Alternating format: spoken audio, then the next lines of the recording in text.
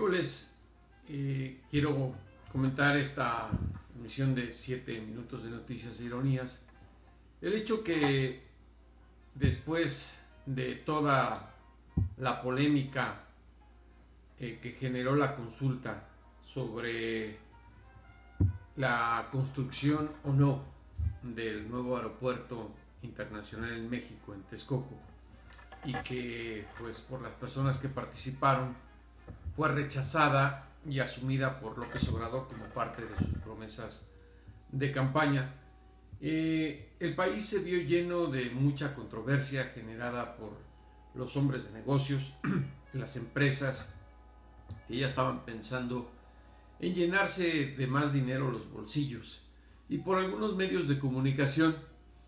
que, disfrazados en ese papel de comunicadores, tenían detrás intereses creados para construir ese aeropuerto que iba a generar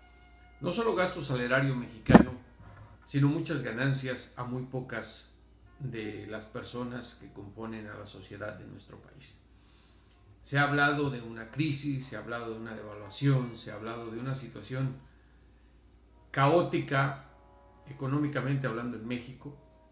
y creo que aunque ha habido algunos efectos negativos en los mercados financieros,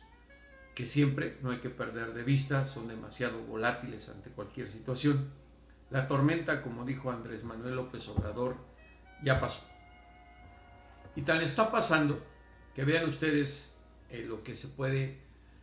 caracterizar o catalogar como hipocresía de algunos de esos intereses que estaban a favor de la construcción del aeropuerto y en contra de lo que determinó el próximo presidente de México. Se reunieron con Andrés Manuel López Obrador y tras el encuentro pues decidieron, obviamente por sus intereses económicos a futuro, respaldar la decisión de López Obrador respecto a la cancelación del aeropuerto en Texcoco y seguir adelante con la alternativa del de Santa Lucía, Toluca, y modernizar el aeropuerto internacional Benito Juárez de la Ciudad de México. Los empresarios no dan paso sin guaracha. Por encima de los intereses de México y de los mexicanos está el de sus bolsillos, y creo que esta es una muestra más de lo que estoy diciendo al concluir esa reunión entre estos multimillonarios de la industria de la construcción y Andrés Manuel López Obrador. Otro tema que creo vale la pena abordar en el espacio de 7 minutos y noticias es el caso de Chihuahua. La fiscalía de ese estado, bajo el gobierno del panista Javier Corral, ha estado haciendo un excelente trabajo, y me consta, por haber ido a la ciudad capital de ese estado y haber colaborado en una investigación con el periódico The New York Times sobre el caso del desvío de millones de dólares con fines partidistas en el PRI, que los fiscales están haciendo una muy buena labor para descubrir y destapar la cloaca de corrupción del exgobernador priista César Duarte. Ante las pesquisas de la Fiscalía de Chihuahua, y como ya lo había adelantado Corral, que se vendrían tal vez en un futuro acciones legales en contra de funcionarios del gobierno de Enrique Peña Nieto y tal vez en contra del todavía presidente de México, pues ahora vemos no solo la falta de intención de ese gobierno por presionar al de Estados Unidos para que regrese a México al ladrón de César Duarte, sino que, pues no con tanta sorpresa, además de ampararse Peña Nieto con sus abogados ante cualquier acción penal y legal del gobierno de Chihuahua,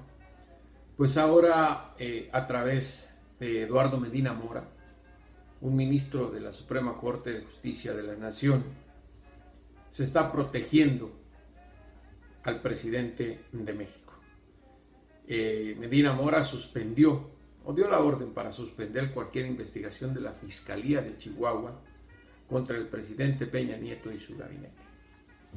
¿Quién es Medina Mora? Un ministro hecho a la medida de este sexenio de corrupción de Enrique Peña Nieto. El historial de amistad entre el integrante de la Suprema Corte de Justicia de la Nación y el todavía presidente data desde que este último era gobernador en el Estado de México y le hizo favores personales.